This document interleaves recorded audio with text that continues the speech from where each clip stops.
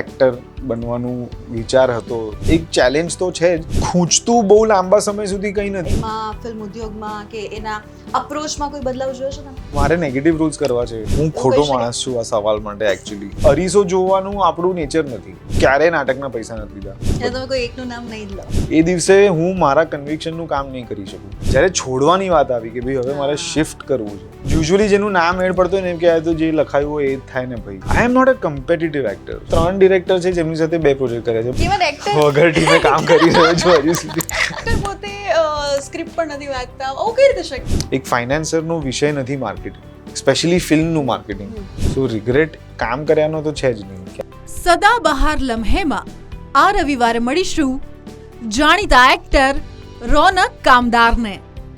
રવિવારે બપોરે 12:30 કલાકે અને રાત્રે 9:30 કલાકે.